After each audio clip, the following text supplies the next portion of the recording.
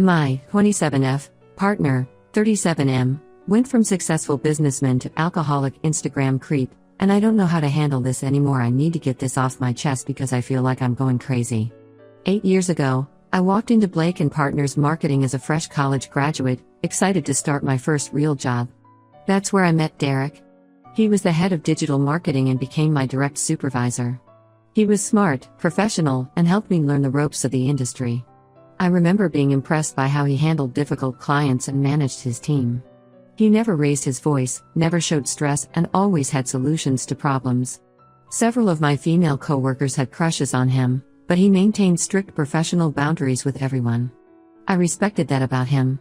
I worked there for 2 years before moving to a bigger agency.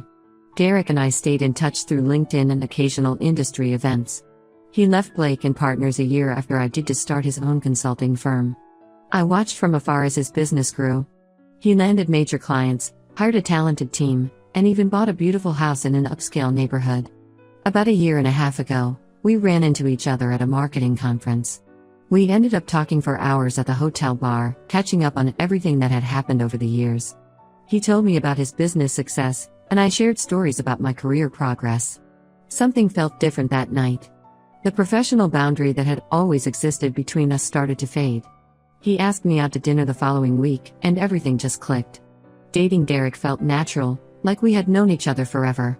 He was attentive, romantic, and seemed to have his life completely together. My friends were impressed by how he treated me, always including me in important decisions and supporting my career goals. 6 months ago, he suggested I move in with him. His house was closer to my office, and we were spending most nights together anyway.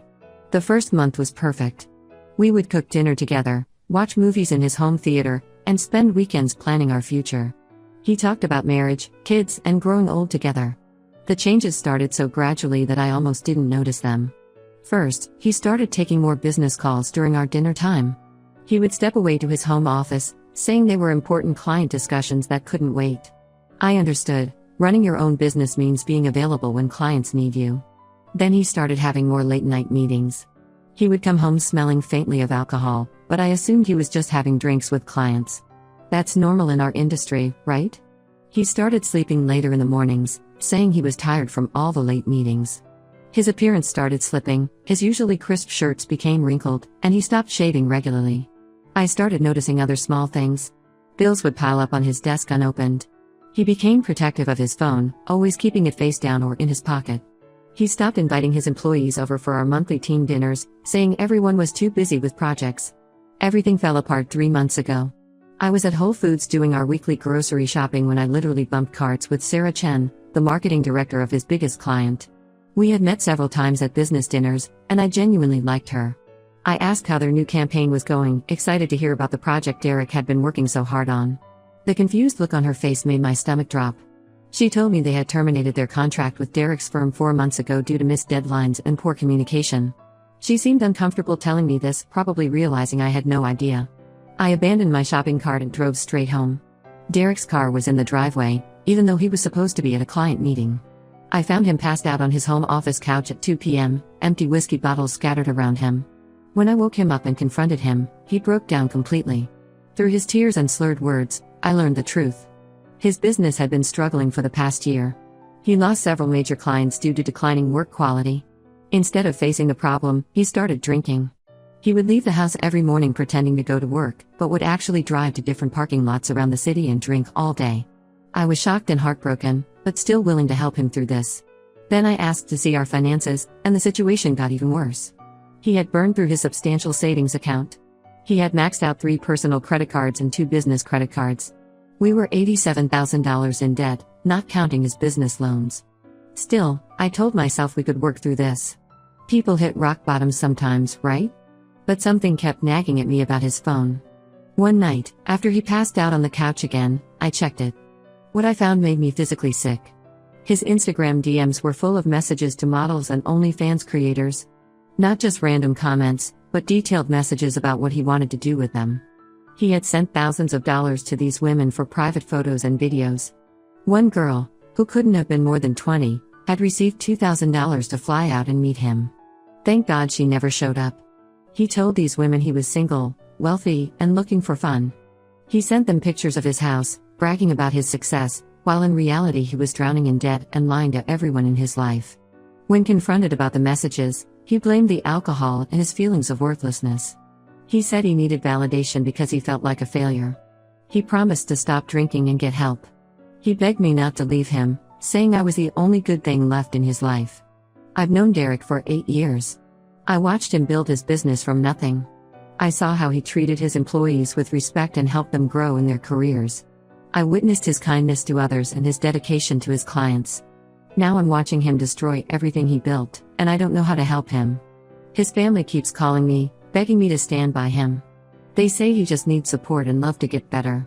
My friends think I'm insane for even considering staying. My sister offered me her spare room if I need to leave.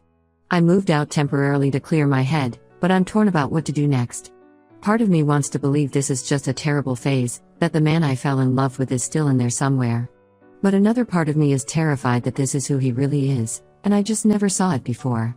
Update 1, it's been 3 weeks since my original post, and I need to share what's happened since then. After spending a week at my sister's place, I decided to give Derek one final chance. I know many of you advised against it in the comments, but 8 years of history made it hard to just walk away. I went back to the house and had a long talk with him. He seemed genuinely remorseful and desperate to make things right. I laid out strict conditions for me to stay. He had to attend daily AA meetings, find a job, any job to start rebuilding his life, give me complete access to his phone and all financial accounts, and agree to a monthly budget I would oversee. He agreed to everything immediately. He even suggested selling his luxury car to pay off some debt and downloaded a sobriety tracking app on his phone. For 2 weeks, things seemed to be looking up. He showed me his AA meeting schedule and even brought home some sobriety coins. He spent hours each day updating his resume and applying for jobs. He landed an interview at Davidson Marketing, a mid-sized local firm, and was excited about the possibility of starting over in a less stressful role. I started feeling cautiously hopeful. Maybe this rock bottom was what he needed to turn his life around. He was being more open with me, attending his meetings, and even started cooking dinner again like he used to. His family was thrilled, constantly calling to check on his progress and thank me for not giving up on him. Then last Wednesday, I received a Facebook message that changed everything.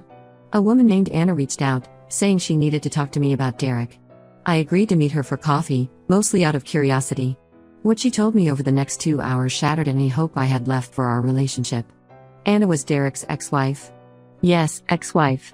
In all our years of friendship and dating, he never once mentioned being married before. They were together for 5 years, married for 3 of them. She met him when he was running his first marketing agency in Seattle, before he moved here and started over.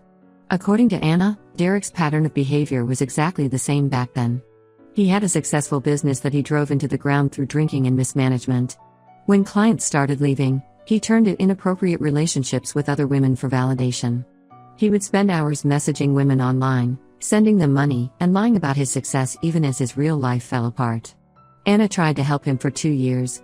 She got him into rehab twice, paid off his debts, and stood by him through multiple attempts at sobriety. Each time, he would stay sober for a few months before relapsing harder than before.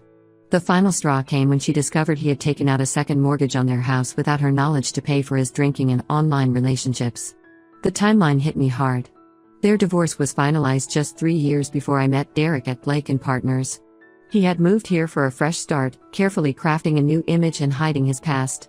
Everything I thought I knew about him was built on lies. I went home that evening determined to confront him. I found him drunk on the couch at 4 p.m. The AA meetings he had been attending? He never went to a single one. He would sit in his car in the parking lot and drink instead. I found dozens of empty mini liquor bottles hidden in his car. That job interview at Davidson Marketing? Another lie. He spent that day at River Creek Casino, gambling away $5,000 in a desperate attempt to win money to pay back some of his debts. He had been withdrawing cash from an old account I didn't know about to hide his drinking and gambling from me. I didn't even give him a chance to make excuses this time. I packed 2 suitcases with my essential belongings and went back to my sister's place. Derek has been calling and texting nonstop since then. His messages swing wildly between apologizing profusely and blaming me for abandoning him when he needs support the most. His family is still pressuring me to go back. His mother called me crying, saying he needs a strong woman by his side to help him through this difficult time. She said I was selfish for walking away when he's clearly suffering. His sister even showed up at my workplace yesterday, trying to guilt me into giving him another chance. The thing is, I finally see the truth. This isn't a temporary crisis or a midlife breakdown that I can help him through. This is who Derek really is, a manipulative alcoholic who has spent years perfecting the art of fooling people into trusting him. He didn't just lie about drinking or messaging other women. He lied about his entire life, creating a false persona that never really existed. I've blocked his number and all his social media accounts. I'm meeting with a lawyer next week to make sure I'm not legally responsible for any of his debts since we lived together. My sister helped me move the rest of my things out of his house while he was passed out yesterday. I feel like such an idiot for not seeing through his acts sooner. All those years of friendship, and I never knew the real Derek. I guess sometimes the people we think we know the best are actually complete strangers. Update 2. 2 months have passed since my last update, and I can't believe how much worse things have gotten. I thought I had seen the worst of Derek, but I was so wrong. After I blocked him on everything, Derek started a social media campaign to paint himself as the victim. He posted long, emotional stories about how I abandoned him in his darkest hour. He wrote about how he supported my career for years, implying he was the reason for my success. He even posted old pictures of us from work events, talking about how I betrayed years of friendship over his temporary struggles. His posts gained traction in our local marketing community. People who didn't know the full story started sending me judgmental messages. Some even suggested I was heartless for not standing by someone who had helped shape my career. I stayed silent, believing the truth would eventually come out. And boy, did it ever. Last week, I received an email from Marcus, who worked as a senior account manager at Derek's firm from 2020 to 2022. He had seen Derek's social media posts and felt compelled to reach out. What he revealed made my stomach turn. Derek's business had been failing long before I even started dating him. Marcus shared emails and documents showing that Derek had been running what amounted to a Ponzi scheme for at least 4 years. He would take large deposits from new clients, promising ambitious marketing campaigns. Instead of using that money for the promised work, he would use it to partially pay off old clients who were threatening legal action over undelivered projects. When clients would complain about missing deadlines or incomplete work, Derek had a whole system of excuses ready. He blamed technical issues, staff turnover, or vendor problems. He would then offer small refunds or additional services to pacify them, using money from newer clients to fund these appeasement attempts. Marcus shared screenshots of drunk emails Derek would send to his team at 3 a.m., making impossible promises to clients or completely changing project directions. There were incidents where Derek showed up drunk to client meetings, playing it off as being tired from overwork. Several employees quit because they couldn't handle covering for his erratic behavior anymore. The most shocking revelation came from Derek's former accountant, who reached out after seeing Marcus's evidence circulating in industry circles. She had quit 2 years ago after discovering Derek was falsifying financial reports to secure business loans. He had been showing banks and potential clients fake revenue numbers while actually operating at a massive loss. All this was happening while Derek was portraying himself as a successful business owner to me and everyone else. Those client dinners he claimed to attend? Many were fictional. The late-night business calls? Often just him hiding in his office, drinking and messaging women online. The facade began crumbling faster after these revelations. More former employees started speaking out. Clients began comparing notes and discovering the extent of his deception. All those times he claimed he was working late or having important meetings, he was actually juggling lies and trying to keep his scheme from falling apart. I learned that his drinking wasn't new either. Former employees shared stories of finding vodka bottles hidden in his office as far back as 2019. He would spike his coffee during morning meetings and keep alcohol in his car for client lunches that never actually happened. The professional reputation he claimed I was destroying? It had been built on lies and manipulation. The successful business he accused me of abandoning? It was a house of cards that had been falling for years before I even entered the picture. His family has gone surprisingly quiet since these revelations. I heard through mutual friends that they're in shock, finally seeing the extent of his deception. His sister, who had been so quick to guilt me about leaving, hasn't posted anything defending him since the truth came out. Derek has changed his tune too. Instead of painting himself as a victim, he's now claiming he's seeking help and taking responsibility for his actions. He even posted a long apology on LinkedIn, admitting to some of his mistakes while conveniently leaving out the more serious fraud allegations. I feel like I'm watching a movie about someone else's life. How did I miss all these red flags? How did I not see through his elaborate lies? Then again, he had fooled experienced business people, banks, and countless clients for years. He was a master manipulator who had perfected his act long before I came along. The hardest part is accepting that the Derek I thought I knew never really existed. He was a carefully crafted character, played by a troubled man who had been running from his demons for years. I'm just grateful I got out before getting any more entangled in his web of lies. Update 3. It's been 6 months since this nightmare began, and I finally feel ready to share the last chapter of this story. After my previous update, things escalated quickly for Derek. Remember those fraud allegations? Well, they caught the attention of more than just the marketing community. One of his former clients, a national retail chain, filed a lawsuit against him for fraud and breach of contract.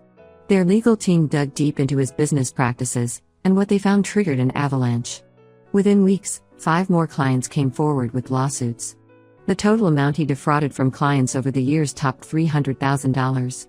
But that wasn't even the worst part. The investigation revealed he had been using client funds to fuel not just his drinking and online relationships, but also a gambling addiction none of us knew about. The police got involved when they discovered he had been taking out loans in his employees' names. He had enough personal information from HR files to open credit cards and take out small business loans using their identities. 3 former employees discovered their credit was ruined because of loans they never knew existed. Derek's family finally stopped defending him when the criminal charges were filed. His mother, who had been so quick to call me selfish for leaving, sent me a long email apologizing. She admitted they had enabled his behavior for years, always believing his excuses and covering for his mistakes. His sister even reached out to my workplace to apologize for her previous behavior. Last I heard, Derek was facing multiple criminal charges for fraud, identity theft, and embezzlement. His lawyer is trying to negotiate a plea deal, using his alcoholism as a mitigating factor. But given the amount of money involved and the number of victims, he's likely looking at serious jail time. As for me, I've moved to Boston for a fresh start. I got an amazing job offer from a tech company here, with better pay and opportunities than I had back home. My sister helped me find an apartment, and I'm slowly building a new life away from all the drama. The whole experience changed how I view relationships and trust. I've learned that someone's reputation and past achievements don't guarantee their character. Derek had everyone fooled: his family, his clients, his employees, and me. He maintained this elaborate facade for years while systematically destroying everything around him. He still tries to contact me through fake social media accounts. His latest message claimed he's sober now, working as a janitor at a local gym, and trying to make amends. He said he's attending daily AA meetings and wants to pay back everyone he hurt. But I've learned my lesson about believing his stories. My friends back home keep me updated on his situation. Apparently, he's been banned from working in marketing or handling client funds in any capacity. His house was foreclosed on, and most of his assets were seized to pay back his victims. He's living with a cousin now, waiting for his court date. Sometimes, late at night, I still think about the Derek I thought I knew. The successful businessman who mentored me at my first job. The friend who supported my career moves. The partner who talked about building a future together. But that person was a carefully constructed illusion, maintained by lies and manipulation. I'm sharing this final update partly for closure, but mostly as a warning to others. Sometimes the red flags are hard to see when you're looking at someone through rose-colored glasses. I'm just grateful I discovered the truth before getting married or financially entangled with him. Life goes on, and I'm doing much better now. I'm focusing on my career, making new friends in Boston, and learning to trust my instincts again. As for Derek, he made his choices and now he has to live with the consequences. I've made peace with the fact that you can't help someone who doesn't want to help themselves. This will be my last update. Thank you to everyone who supported me through this difficult time. I'm closing this chapter of my life and looking forward to writing new ones.